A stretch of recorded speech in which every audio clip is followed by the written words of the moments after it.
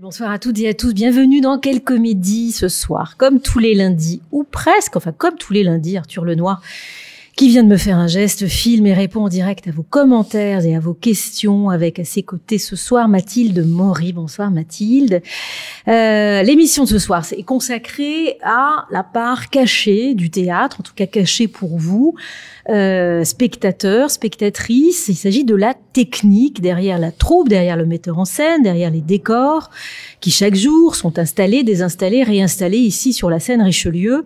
Travaillent des équipes aguerries, des experts, littéralement formés aux contraintes spécifiques de cette scène si particulière. Ce soir, nous avons donc quitté la table du secrétariat général pour une autre table qui lui ressemble, mais qui est située dans un endroit tout à fait singulier, un endroit stratégique des coulisses. Benoît Simon, bonsoir.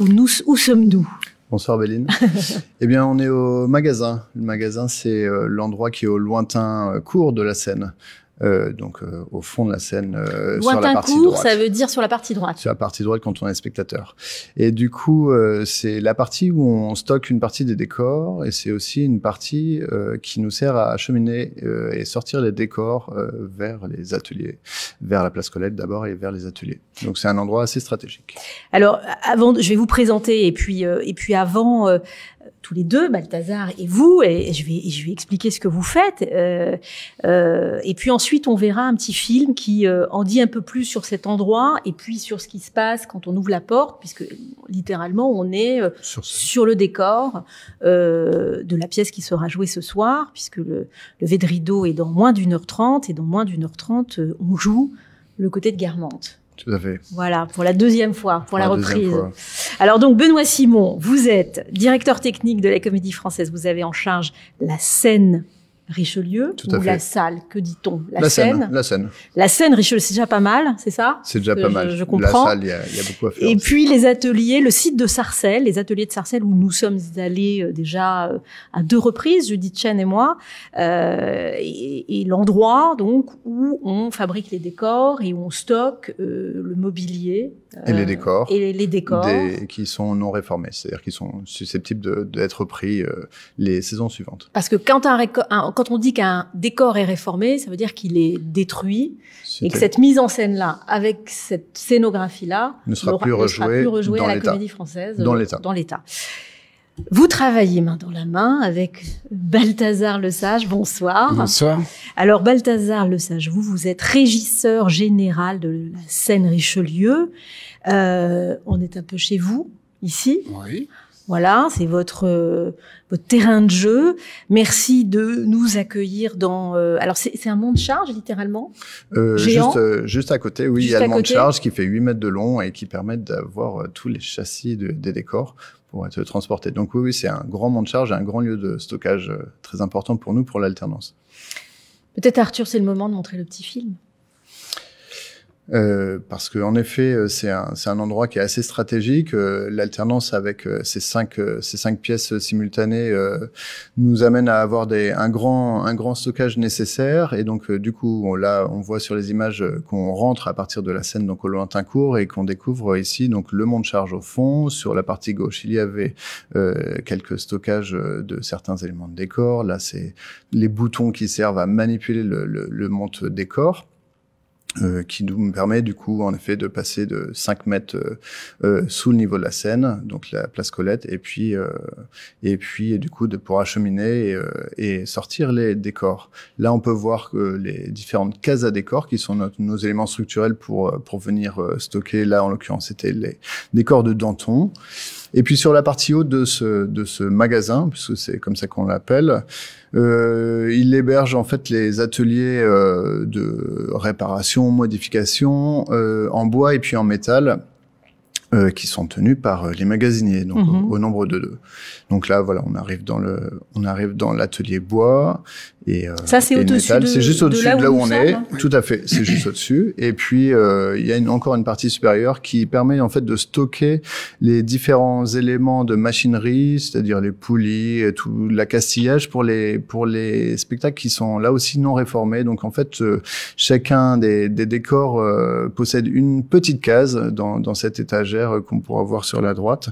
Là, on voit du coup, à partir des 9 mètres sous plafond, la totalité de cet endroit où il y a des porteuses qui servent à VAR. Donc là, on voit que c'est la case pour la VAR. On voit toutes les cases pour stocker les différents accastillages, tout ce qui est poli.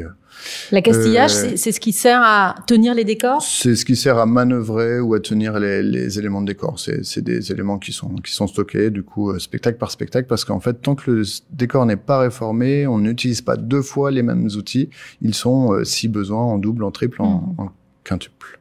Voilà. Et puis là, on retourne sur le monde décor qui nous laissait voir donc derrière nous la scène avec la porte coupe-feu qui est un élément assez important. Qui est cet élément-là en métal? En métal, tout à fait, qui a une petite porte pour pouvoir accéder à la scène. Bon, merci. Alors pour cette visite, vraiment d'un endroit qui, pour le coup, n'est jamais visité, même par les gens qui ont la chance de venir voir un peu les coulisses, etc. Là, c'est vraiment un endroit de travail, en fait, là où on est. C'est un endroit de travail avec une petite anecdote. On a, pour le spectacle d'année, utilisé cet endroit-là pour faire un hors-champ qui était suivi quand Martin partait du décor. Il arrivait ici pour se réfugier et retrouver des petites filles. Oui. Christophe Montanez, voilà. Et donc, il était filmé, et puis, du coup, on a utilisé l'espace qui est juste là pour faire un point de vue hors champ filmé. C'était le moment de gloire de cet espace. C'était le moment de gloire de cet espace. Alors, on va revenir un peu à tout cet aspect technique et presque ésotérique quand on est comme moi, un béotien, et qu'on n'y connaît rien. Et voilà, on voit les poulies et l'accastillage, et il y a tout un vocabulaire qui est emprunté à d'autres métiers. Et puis il y a un vocabulaire très particulier au théâtre, et puis il y en a un autre encore très particulier à la Comédie Française. Mais avant cela, j'aimerais bien qu'on parle un peu de vous deux et de ces métiers qui sont les vôtres, que vous avez choisis ou qui vous ont choisi. Vous allez nous le dire. Comment est-ce que vous décririez l'un et l'autre, peut-être l'un après l'autre? Balthazar, commençons par vous. Ce que vous faites, en quoi consiste votre mission, vos missions ici? En gros, en quoi consiste votre job, régisseur général? Alors, mon job consiste à la régie générale. En fait, j'orchestre, pour synthétiser, j'orchestre toute la partie technique. Alors, on est 4 régisseurs généraux ici. À cause de l'alternance, on est 4 pour pouvoir se partager tous les spectacles. Et en fait, mon boulot, c'est d'orchestrer. C'est-à-dire que à l'aide d'une conduite, je vais suivre un spectacle et je vais toper. Une conduite, c'est quoi? Une conduite, c'est le texte, tout simplement, avec des repères pour des mouvements de décor ou des entrées d'accessoires ou de mobilier.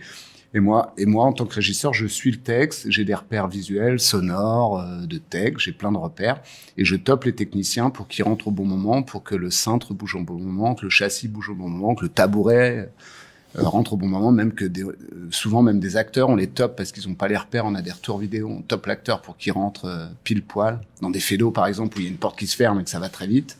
La puce à l'oreille, qui est jouée en ce moment, exactement. Qui est quand même il y a un enjeu de rythme énorme sur cette pièce. Dans la puce, par exemple, on top Serge au moment où Camille ressort au lointain, parce qu'il le cherche, les portes doivent marcher pratiquement en même temps. On a un top comédien sur ça. Alors on avait dit qu'on le ferait après, mais c'est peut-être le moment que de nous toper. Okay. Vous êtes assez chaud là, vous êtes. Ça va aller. On va faire. Alors là, c'est une conduite. En fait, c'est la conduite de Tartuffe, qui est un spectacle. Donc, les régisseurs généraux, on se partage les créations. À chaque création, on regarde nos plannings, on regarde ce qui nous intéresse, notre emploi du temps, on regarde ce qu'on peut faire, et on choisit entre nous 4. Si c'est possible, évidemment, la création qu'on aimerait bien, à laquelle on aimerait bien participer, puisqu'on va être vraiment partie prenante. Et l'année dernière, ça veut dire que vous êtes là, en fait, dès le début du processus créatif, complètement. Quasi. Complètement. On reçoit même dès le début. Là, on travaille actuellement sur d'autres projets. On reçoit dès le début des maquettes. On assiste à tous les échanges. On essaie de suivre le projet alors qu'il est vraiment à l'état d'embryon. Où c'est tiens, je pensais à tel châssis, tel décor. On s'occupe pas du tout de la partie acteur. Par contre, on a une assistante. Enfin, il y a une assistante avec qui on travaille en binôme. Elles sont 4 aussi, qui s'occupe plus de la partie artistique, des mouvements des acteurs. Nous, on va s'occuper uniquement de la partie technique, mais on est vraiment là dès le départ. Au début de la maquette, du début, des idées, il y a même des choses qu'on sait qui vont être gommées très vite, on va changer. Dès le début jusqu'au jour de la première. Et après, notre but est de le garder dans l'état que le metteur en scène l'a voulu. Et au fil des années, on est le garant de ça. C'est-à-dire que dans notre conduite, on a toutes les garanties de ce qu'il a voulu faire au début. Alors, par exemple, Le Malade imaginaire, la mise en scène de Claude Schrass, qui est une mise en scène qui est reprise et reprise et reprise, alors que le metteur en scène est décédé. Alors, j'étais pas là à la création. Mais j'imagine qu'il y a... Oui, il y a la conduite, parce que vous êtes un peu jeune pour cela, Balthazar. Mais voilà, il y a une conduite, et cette conduite-là, vous la... On l'a toujours, ouais. Elle est dans notre bureau, on se la transmet. Vous la transmettez entre régisseurs généraux et... On se la transmet, on note des choses, des petits détails, parce que ça évolue selon aussi l'alternance des acteurs. Ouais. Sur un tel, tiens, faut que tu le topes plus là parce que lui, il fait un pas de plus. On a des petits repères sur chacun. Elle est topée. Alors voilà. Alors là, c'est la conduite de Tartuffe où pour ceux qui l'ont vu, il y a tout le décor est monté. Donc Ivo Vanov. Ivo Vanov, oui, mise en scène d'Ivo Vanov et tout le décor, la maison d'Orgon est montée à vue dès le début du spectacle. Donc c'est tout un décor qui se monte à vue et effectivement, il y a énormément de top. Alors je vais vous le faire pour vous. Faut que vous imaginiez, en fait, on a un casque, évidemment, on orchestre tous les techniciens, c'est-à-dire qu'il y a les machinistes, les tapissiers, les accessoiristes, les cintriers, la régie son, la régie lumière. Tous ces gens-là, on les a au casque et on leur donne des tops, des repères. On les appelle, évidemment, avec des sonnettes avant pour qu'ils soient en position et on les top. Donc, ça va faire comme ça. Par exemple, au début du spectacle, j'ai un rapu d'avant-scène plus une annonce portable. Donc, je vais m'amuser à à le faire exactement comme je le fais en vrai. Normalement, il faut imaginer que les gens me répondent à chaque fois « Ok, je suis prêt, en place, c'est bon pour moi, c'est détaché », ce genre de choses. Là, je vais pas pouvoir le faire puisqu'ils ne sont pas là. Alors, ok, attention pour l'avant-scène, attention pour l'annonce portable. Ok, top annonce portable, top avant-scène. Attention au son, attention à la lumière, attention pour le chrono, attention pour l'arrêt de la fumée, attention pour le ventilo. Donc là, évidemment, j'ai un repère. Top son, top lumière, top chrono, top fumée, top ventilo. Ok, attention messieurs les tapissiers. Top tapissier. Là, les tapissiers rentrent, déplacent une table, c'est un de mes repères. Attention, messieurs les machinistes, top machiniste. Là, j'attends, les machinistes se mettent en place. En parallèle, je fais de la fumée sur une baignoire avec une petite télécommande pendant que les comédiens versent de l'eau dans la baignoire. Donc, c'est un de mes repères. Là, j'attends que l'escalier soit monté. Attention, messieurs les électros pour le 5 kg. Top électro. Attention, cintre pour l'effet 20. Alors, les cintres ici, c'est ce qui se rappuie et ce qui se charge. Alors, ce qui monte et qui descend. Ce qui est accroché en l'air, en fait, hein. Donc les cintriers, j'ai des numéros d'effets qu'on a enregistrés évidemment avant, qui sont orchestrés, et les gars sont au casque. Ok, attention, cintre pour l'effet 20. Top cintre, attention messieurs les électros pour les lustres, top lustre. Là j'attends, attention cintre, effet 21, top cintre. Ok, accessoiriste, est-ce que vous êtes en place? Ouais, je suis en place. J'avais dit que je le ferais pas, je l'ai fait. Donc voilà, évidemment les cintres envoient. Là, je charge des garde-corps, je vais charger un écran, les accessoires vont être en place pour le papier. Ensuite, je vais charger au niveau des cintres, charger, descendre. Des perles sur des porteuses, je continue. Donc attention, cintre pour l'effet 22, top cintre. Tout ça se fait, je suis pratiquement en temps réel là, hein, quand je vous fais. Ok, attention, là les perles sont arrivées, j'ai un autre paire. Attention, cintre pour l'effet 25, top cintre. Là j'ai un peu de temps, les cintriers vont rester avec moi pour l'effet 48. Attention, son pour le numéro 4. Dans ce spectacle, j'ai des rituels qui sont c'est comme des fluos d'hôpitaux qui vont se charger très vite, descendre très vite et s'allumer avec un son très fort. C'est un rituel. Il y en a plein tout au long du spectacle. C'est un rituel, c'est-à-dire? Dans la mise en scène, c'est un rituel. Ivo Vanov a instauré ça, un rituel, c'est quelque chose qui revient régulièrement et qui vient ponctuer. Il appelle ça directement. Et c'est assez violent. C'est des barres de lumière qui se chargent d'un coup avec un son très fort, une énorme lumière. Et elle se rappuie elle remonte parce que charger, rappuyer, c'est pas évident. Ça, c'est votre vocabulaire ou c'est le vocabulaire du théâtre? C'est le vocabulaire du théâtre. Ouais. On dit jamais monter, descendre. Monter, descendre, c'est monter ou descendre de scène. Charger, appuyer, c'est vraiment ce mouvement-là, quoi. Donc, le rituel, c'est vraiment très important parce qu'après, ça se rappuie tout doucement. La musique descend. Et les cintres, pardon, mais les cintres, c'est... Je vais faire comme si je savais pas ce que c'était. Expliquez-moi. Qu'est-ce que c'est que les cintres? Qu'est-ce qu'on met sur les cintres? Alors, les cintres, c'est des tubes en acier d'ici de diamètre 60. La plupart des théâtres, c'est du diamètre 50, ce qui nous pose pas mal de problèmes en tournée, mais c'est comme ça. C'est des tubes en acier qui nous permettent d'accrocher des décors. En fait, on peut mettre 800 kilos sur chaque perche. On en a 50. Donc, en fait, c'est des tubes en acier espacés d'à peu près 15 cm qui recouvrent toute la cage de scène, dans le sens, évidemment, de jardin-court, hein. Auquel on accroche des décors qui montent et qui descendent. Et on en a 50. Benoît? C'est parfait. C'est ça? Très bonne Sauf qu'on peut aller très vite. C'est-à-dire que c'est des moteurs. Ici, on a un nouveau système en plus très moderne. Donc, c'est des moteurs qu'on peut varier en vitesse. Enfin, on peut jouer avec. Qui ne font pas de bruit. Pas trop. On les entend pas de la salle. Non, de la salle, vous les entendez pas. Mais ça fait un tout petit bruit, mais c'est très léger. Et on peut aller quand même, une perche à vide peut aller à 2 mètres 40. 2 mètres 40 secondes. En une seconde, elle se déplace de 2 mètres 40. On parle d'un objet qui porte 800 kilos. Hein. Alors, jusqu'à 600 kilos pour celle-ci, mais sinon, c'est 1 mètre 80. Ah, c'est celle-là, j'avais dit 800. C'est l'ancien système 800? Non, mais on a des restrictions. Plus c'est lourd et moins ça vide, quand même. Ouais. Mais ça veut dire qu'on peut envoyer des châssis, quand même, vous imaginez, allez, on va dire 1 mètre seconde. Ça va très vite. Des châssis. C'est un morceau de décor. Voilà. Une feuille de décor. Qui sont faits à Sarcelles. Qui sont faits aux ateliers, de bois ou de métal. En effet, c'est ce que vient de nous faire la démonstration de Balthazar. Ça fait partie de son quotidien et pour le côtoyer assez régulièrement. C'est très agile quand même. C'est-à-dire qu'il y a une rapidité folle dans... Alors j'imagine que l'Avare, moi qui ai vu la pièce, c'est une pièce... non, c'est le Tartuffe. Je pensais à l'Avare parce qu'on a... c'est une pièce un peu sportive. Celle-là, elle est sportive. Ouais, elle est sportive, mais moi, je l'aime beaucoup parce que d'une, c'est pour ça aussi que, les régisseurs, on préfère quand on a quand même pas mal de top, pas mal de choses à gérer parce que c'est. On appelle ça des tops. Oui, c'est topé. Quand il n'y a pas de top, on s'ennuie un peu. On s'ennuie pas toujours parce qu'on écoute, on a aussi le plaisir du spectacle et à l'oreille, à force de l'entendre, on découvre toujours plein de choses. Donc c'est aussi pour ça qu'on fait ça. Mais c'est vrai qu'avoir plein de top à donner, pouvoir participer au spectacle en fait quand même. Parce que là, moi j'ai l'impression vraiment d'y participer. Et puis quand j'ai des petites galères où le gars est en retard sur un truc, j'essaie d'anticiper, je fais des bons, ok au centre, tu passes sur la 25, on fera la 22 après.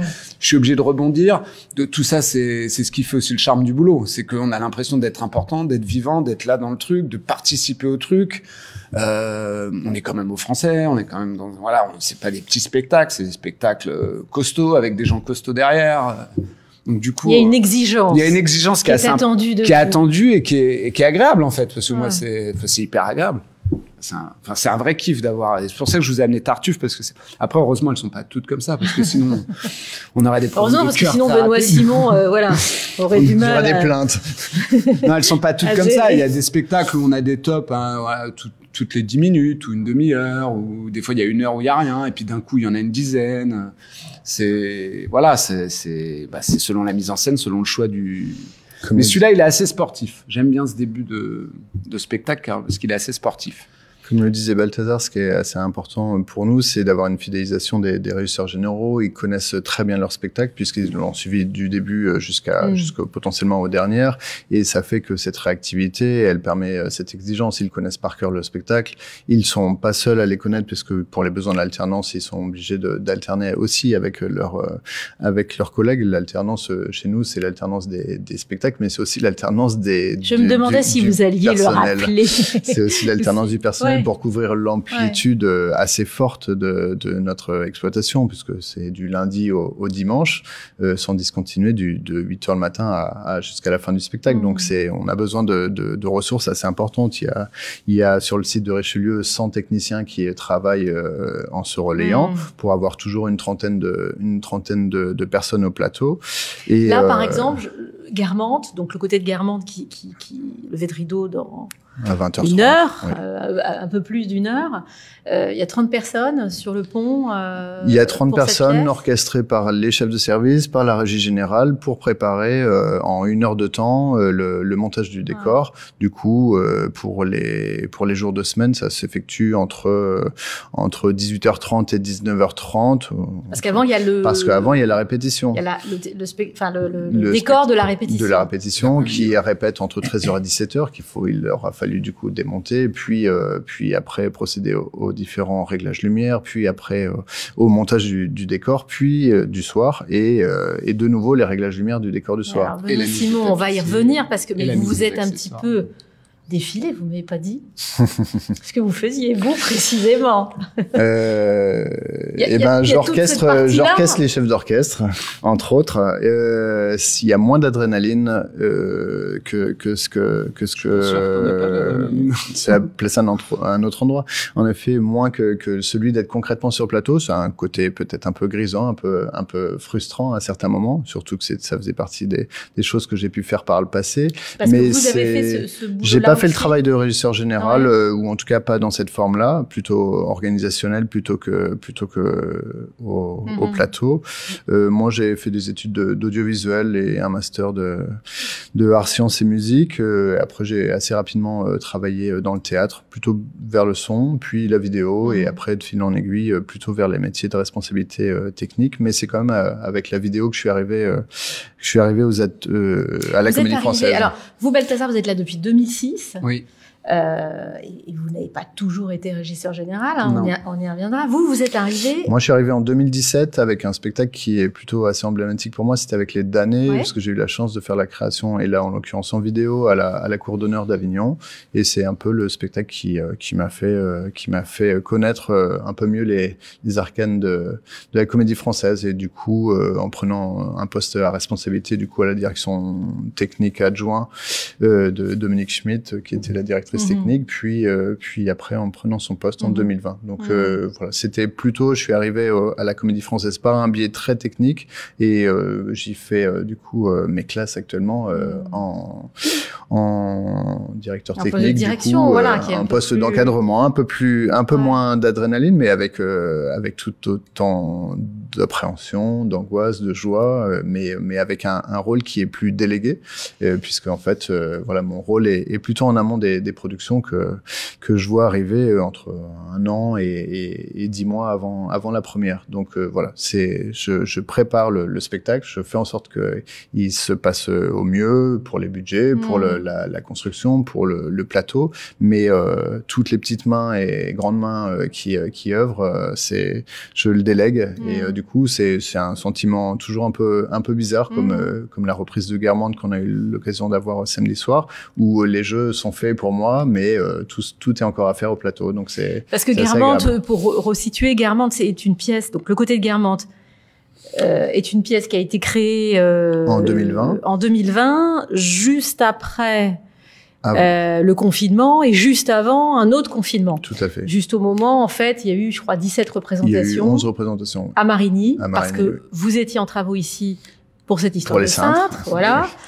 Et donc c'est une pièce qui voilà, c'est une grosse production, il y avait des très beaux décors, il y a une grande distribution, et c'est une pièce qui a été à peine jouée, et donc vous reprenez maintenant sur la scène Richelieu. Alors elle n'a jamais été jouée, enfin elle a été jouée pour la première fois devant un public samedi 25, pour la deuxième fois ce soir.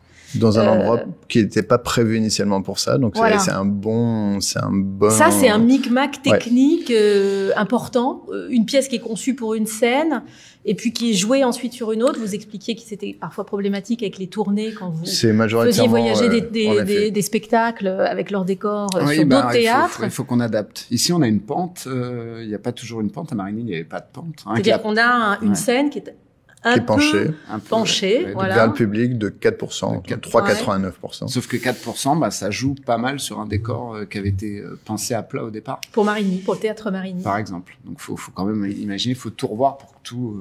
c'est un peu... c'est un casse-tête. En tournée, c'est assez un casse-tête. On est obligé de faire des fois des petites adaptations pour le penser déjà en amont, en se disant, si un jour on joue droit, il faut qu'on prévoie ça. J'ai déjà vu des plaintes qui se bougeaient aussi sur je sais plus quel spectacle. Sur Roméo. Il y avait des plaintes qui, en fait, les plaintes trichaient la pente. On pouvait l'adapter partout grâce à la plainte. Ah, c'est malin. Ça fait partie des contraintes initiales. En effet, quand on voit le décor initial, on essaie de penser aux perspectives de tournée, ce qui amène un côté intéressant, mais une complexification encore plus importante. Tetris de l'alternance, parce que l'alternance, c'est un Tetris permanent. C'est en effet là, par exemple avec le côté de Guermantes, quelque chose qui est assez important, puisqu'on a toujours 5 productions qui sont sur le plateau, donc on en a une en répétition et 4 qui sont proposées aux spectateurs, et il faut, dans une scène qui n'est pas très grande, et en complément avec ce magasin, il nous faut stocker tous ces décors, ce qui est loin d'être simple. Vous avez quoi en ce moment, par exemple, précisément? Alors, on vient de terminer Le Roi Lear hier soir, donc il vient d'être sorti pour partir aux ateliers décors. À Sarcelles, dont vous avez la responsabilité. Dont j'ai la responsabilité, en effet, aux endroits où on peut stocker les décors et où aussi on les construit. Et on a donc Le Roi Lear qui est sorti, et on va accueillir la reprise de Angels in America. Donc ça, c'est pour Tony Kushner. Adaptation et mise en scène Arnaud Desplechin. Tout à fait. Voilà. Il nous reste La Puce à l'oreille, qui est encore quelques représentations. Il nous reste donc Le Tartuffe, qui joue encore pour une quinzaine de représentations. Et puis Danton, La mort de Danton. Et enfin, le Côté de Guermantes qu'on démarre.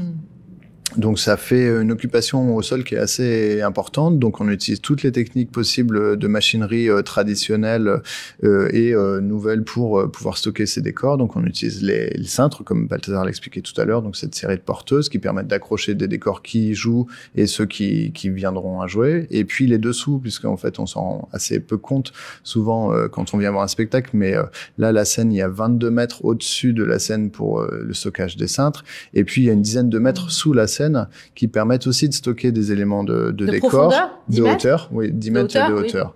Oui. Donc 22 mètres au-dessus, une dizaine de mètres en dessous, qui permettent, grâce à la machinerie traditionnelle, on peut ouvrir ce qu'on appelle des rues, c'est-à-dire la scène est jalonnée de 6 rues qui sont ouvertes, ouvrables, et qui permettent d'aller jusque dans le 3e dessous pour aller mettre des éléments de décor qui sont imposants.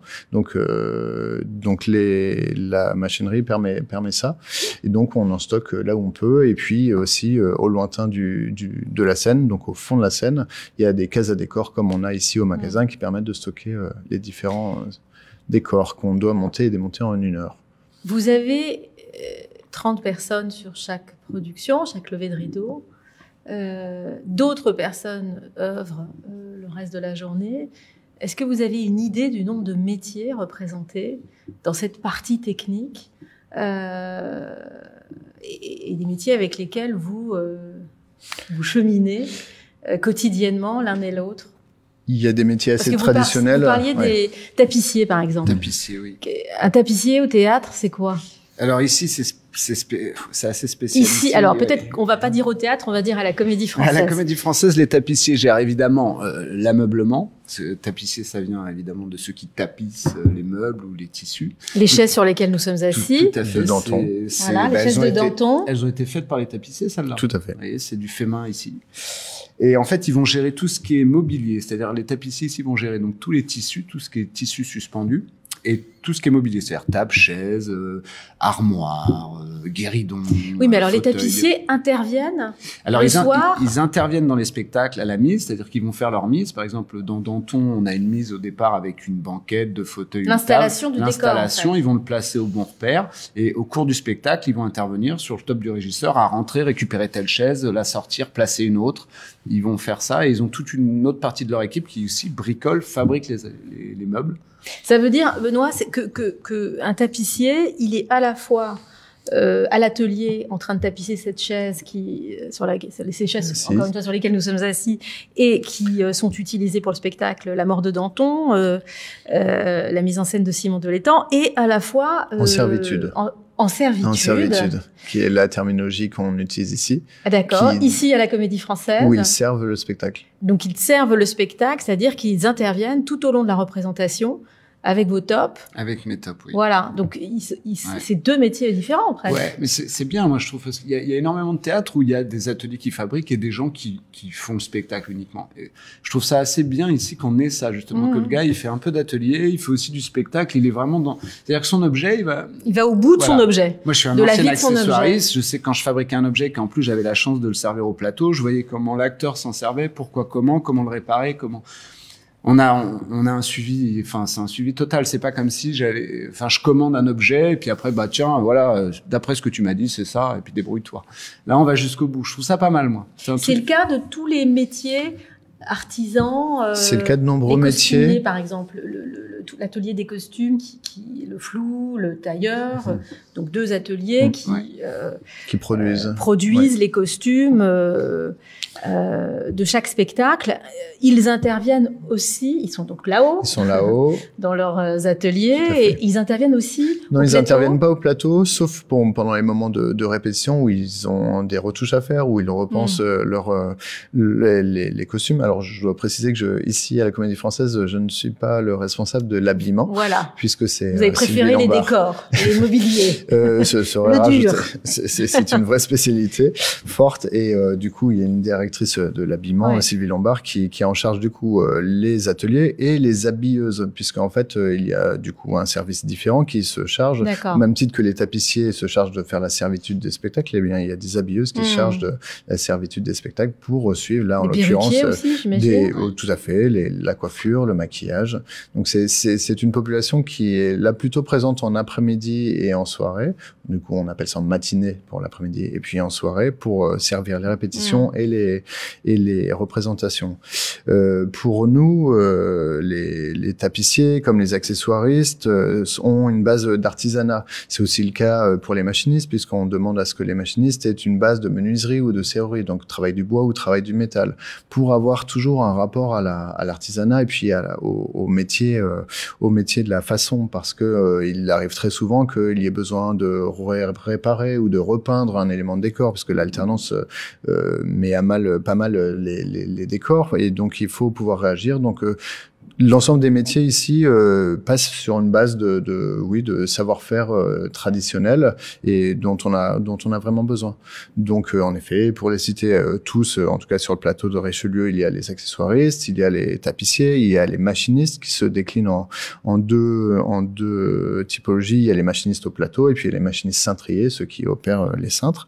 Il y a aussi la régie son, la régie vidéo, et puis tout le département électrique, puisque en fait il faut installer les projecteurs, les régler, envoyer toutes les effets lumière. Donc tout ce monde a vraiment un savoir-faire très traditionnel qui on a la chance ici avec des traditions qui perdurent depuis assez longtemps. On peut voir là sur la partie juste derrière nous, il y a un élément qui est assez spécifique à la Comédie Française. Ça s'appelle la saute.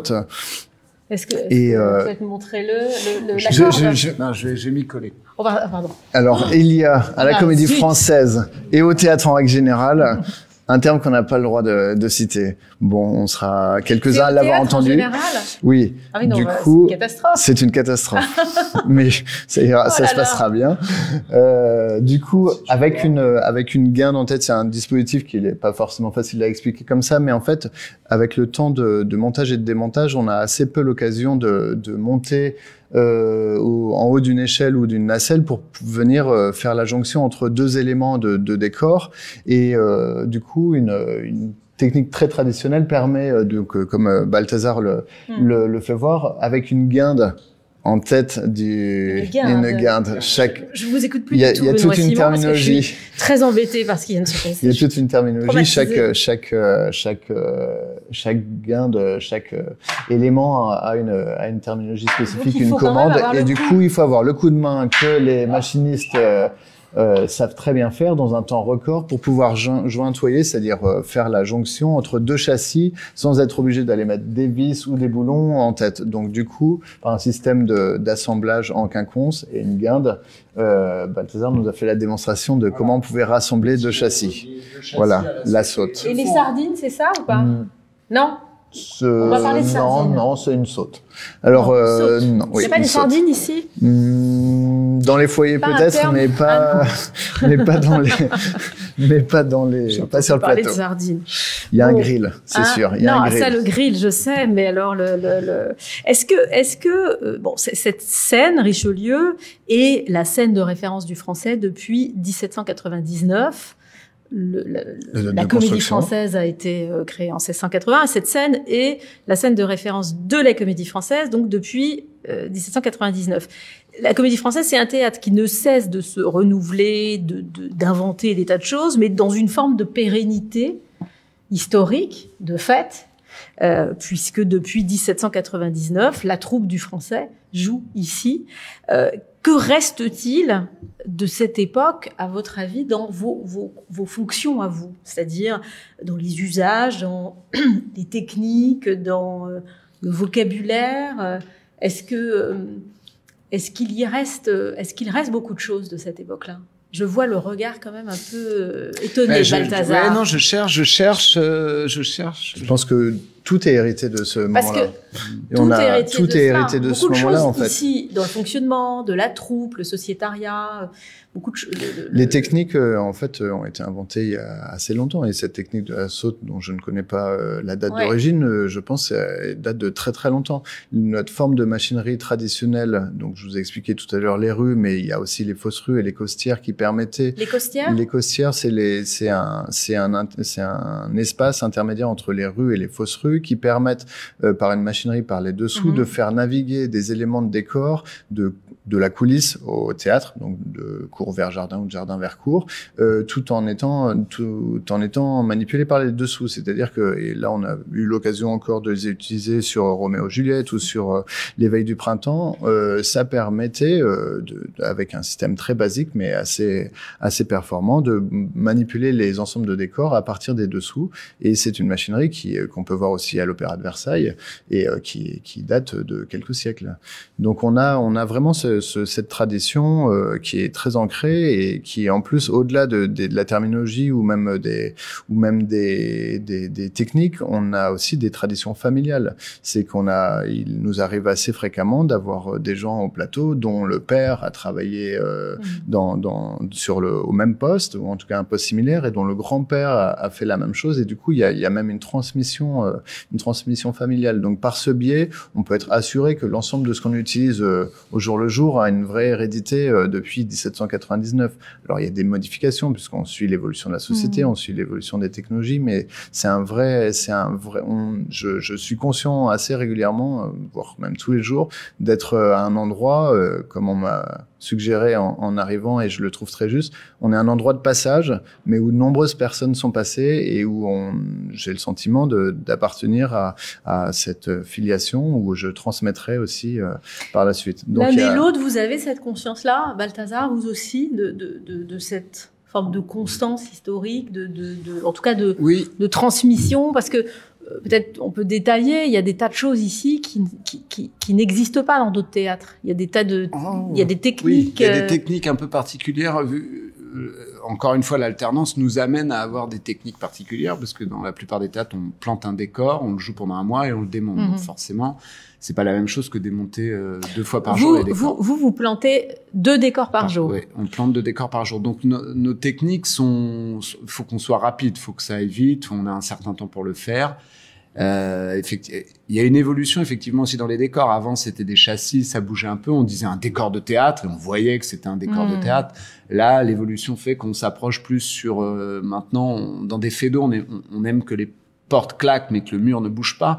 On est presque sur certains décors dans du décor proche du cinéma. Ouais. Dans du dur, dans du costaud, donc dans du lourd, donc pour les ateliers de Sarcelles, pour Benoît, évidemment, ça demande encore plus de logistique pour avoir quelque chose qui se démonte toujours en à peine 1 heure. Et quand vous avez, comme c'est le cas notamment avec Ivo Van Hove, puisqu'on prenait l'exemple du Tartuffe, qui est cette production que vous avez suivie, des écrans... c'est pas le plus compliqué. Ça, c'est pas le plus compliqué. C'est spectaculaire, mais c'est pas si compliqué. On le fabrique pas. Est-ce que c'est la difficulté, techniquement quand même il y a une difficulté, tout à fait. C'est-à-dire que les techniques avançant, se complexifiant, les exigences étant de plus en plus importantes sur les domaines de la lumière, du son et de la vidéo, la difficulté qu'on rencontre actuellement, c'est de leur trouver du temps. C'est de trouver du temps pour régler, pour s'insérer dans cette logistique et dans cette alternance qui était préexistante. C'est-à-dire que les métiers de base sont la machinerie, tapissier et puis accessoires. C'est vraiment le fondement du théâtre. Est venu se greffer, il y a quand même certaines dizaines d'années, la lumière, avec une évolution de plus en plus importante, avec une précision de plus en plus importante. Donc il faut une exigence, tout à fait, un métier qui s'est dessiné, que celui d'éclairagiste. registre, il n'y a pas si longtemps que ça quand même.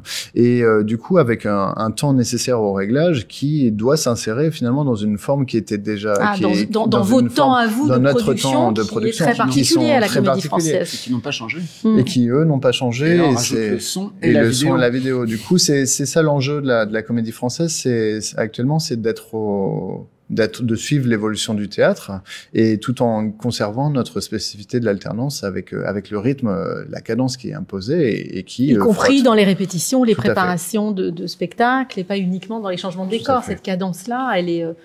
voilà, quand on parle avec les gens de la troupe, ils savent qu'ils ont finalement un temps défini et pas plus. Et tant qu'on change pas le modèle, voilà.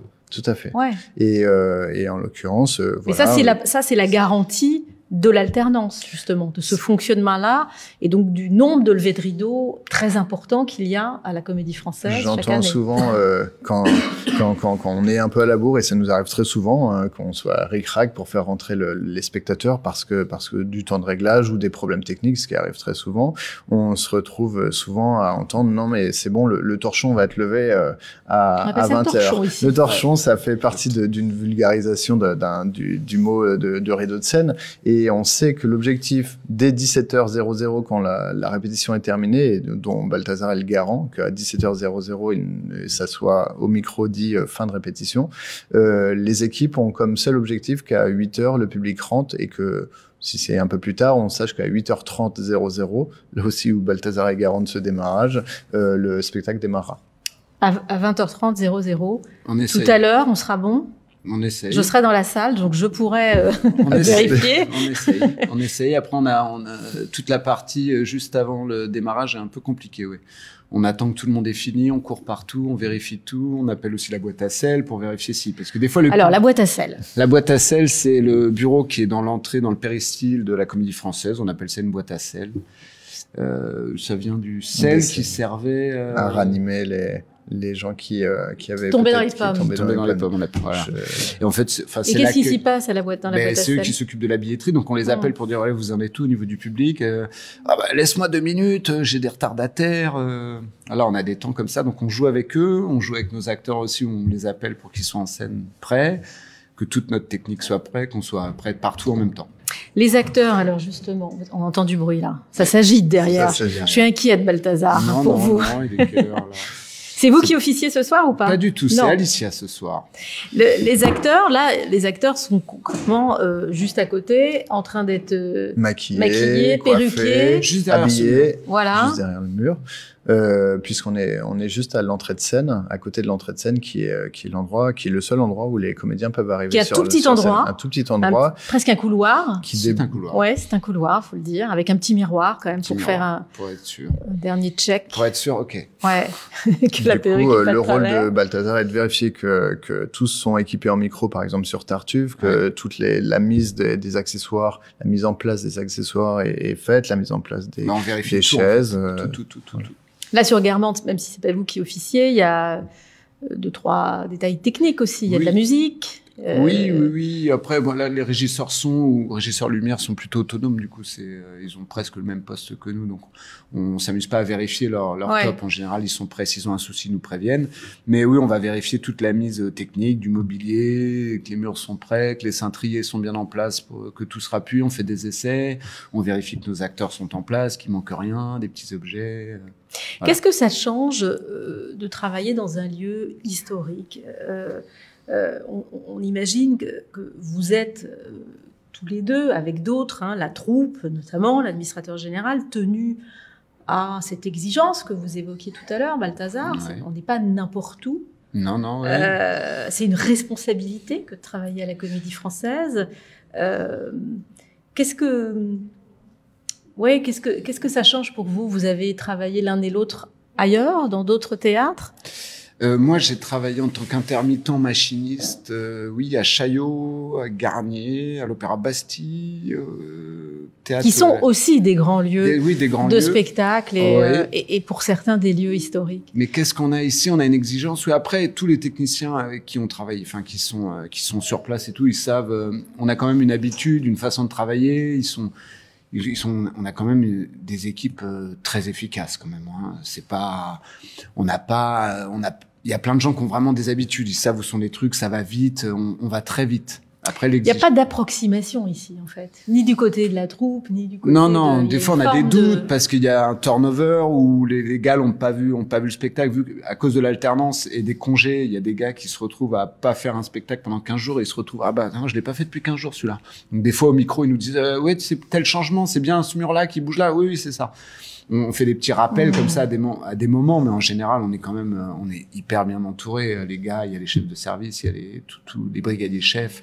Alors, les gars et les filles. Oui, les gars et les filles. Quand je dis les gars, c'est... Pardon, je n'ai rien dit. Non, mais alors, j'atteste qu'il y a des filles à côté. Voilà. Pas inintéressant. Du côté technique, il y a aussi des filles. Il y a aussi des filles. Oui, c'est vrai.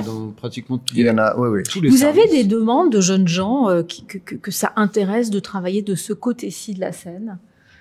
Parce qu'il y a un vrai travail éducatif avec la Comédie Française et le département dirigé par Marine Jubin, qui est déjà venue plusieurs fois dans cette émission.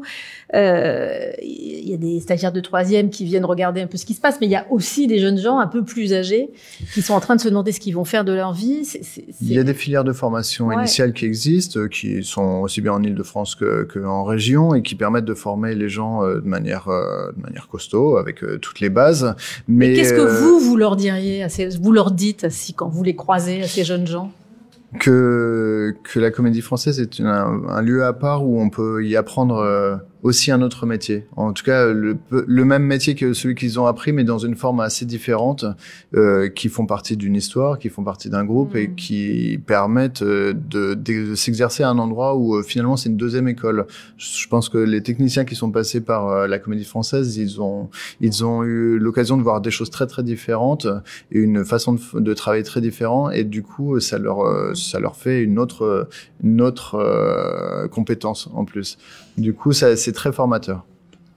Vous avez une grande expérience à l'extérieur, puisque vous êtes arrivé en 2017. Qu'est-ce que vous aimez ici, Benoît ? J'aime rien. Si j'aime tout, justement, j'aime tout. J'ai cherché à la Comédie Française quelque chose que j'avais déjà vu, mais dans une autre forme au Théâtre de Chaillot, Théâtre National de Chaillot, où j'ai pu travailler. C'était cette histoire de famille, cette histoire de grande maison avec des collègues récurrents, avec des enjeux assez importants, et la Comédie Française avec toute l'histoire qu'elle charrie et cette activité permanente, c'est un stimuli fort en fait, quotidien. Et vous, Balthazar, qu'est-ce que vous aimez ici ? Qu'est-ce qui fait que vous avez envie de venir travailler ? Moi, qu'est-ce que je fais que j'ai envie de travailler ? Ça peut être la réponse la plus subjective qui soit, bien sûr. Non, mais moi, j'aime. Je suis pas arrivé dans le théâtre tout de suite, donc j'ai découvert vraiment plus tard dans mon parcours professionnel le théâtre. Je l'ai découvert très tard. Et j'ai eu très vite envie d'aller travailler dans ce domaine parce que j'avais besoin parce que j'aimais cette ambiance, j'aimais ce stress, j'aimais cette énergie, j'aimais les textes, j'aimais plein de choses que j'avais pas eu avant. Et en fait, ça m'a donné envie et j'ai quand même atterri à la Comédie Française, donc je suis plutôt verni. Je suis pas mal tombé, donc du coup, voilà, c'était un vrai choix. Moi, j'ai un parcours de vie, on en a parlé avant. Est-ce qu'on peut dire ce que vous faisiez avant, quand même ? Oui, j'étais plombier avant. J'étais plombier chauffagiste, vous voyez, comme quoi. J'ai fait 15 ans pendant 15 ans de la plomberie et du chauffage, et je me suis retrouvé dans une troupe amateur de théâtre dans mon quartier. Et je trouvais ça sympa, et j'ai eu l'opportunité à un moment donné de changer de vie. Je me suis dit, tiens, je vais tenter de travailler dans le théâtre parce que ça me plaît. Voilà, je vais essayer, on sait jamais. J'avais rien, à part un CAP de plombier. Et j'ai commencé machiniste, j'ai porté les décors, démonté, j'ai appris sur le tas, après accessoiriste, et puis maintenant régisseur général. Voilà, c'est des parcours j'ai fait quelques formations pour m'aider quand même, mais voilà. Tous les chemins mènent à la place Colette. J'espère pour les autres. Ouais. Bon, je crois qu'il est temps parce que ça commence à répéter un peu derrière. On entend quelqu'un chanter. Oui, Stéphane Varupen. Voilà, c'est Stéphane Varupen qui fait chauffer sa guitare électrique. Merci. Vraiment, merci à tous les deux. Merci Béline. Benoît Simon, directeur technique de la Comédie Française. Merci Balthazar Lesage, régisseur général de la scène Richelieu. Je peux vous dire que je l'ai dit plusieurs fois cette phrase parce qu'en fait c'est difficile à dire. Balthazar Lesage, régisseur général de la scène Richelieu. Voilà, merci à vous qui nous suivez chaque lundi. Pour celles et ceux qui sont loin de Paris, qui sont loin de la place Colette, qui ne pourraient pas venir voir Guermantes ou d'autres pièces, eh bien la programmation numérique proposée par la Comédie Française remédie à cela et vous permet d'avoir accès à des tas de choses qui se passent ici, les spectacles, mais pas que. Ce mois-ci, donc la Comédie Française propose dans sa programmation numérique une captation de Fanny Alexandre d'après Ingmar Bergman, mise en scène Julie Deliquet, et puis une conversation passionnante qu'on appelle ici un grenier, puisque cette conversation a lieu dans la coupole, en haut, le grenier, un joli grenier, je dois dire, en public, et elle est captée, et en l'espèce, il s'agit d'une conversation sur le travail d'adaptation pour le théâtre, entre Julie Deliquet et Florence Evos, qui ont ensemble adapté le texte, enfin le scénario de Bergman, pour la scène. Voilà, donc c'est en ligne, c'est gratuit, c'est disponible, et je vous encourage vivement à y jeter un œil. Merci, et bonne semaine. Merci à vous Arthur, merci Mathilde, bonne semaine avec la Comédie Française. Merci.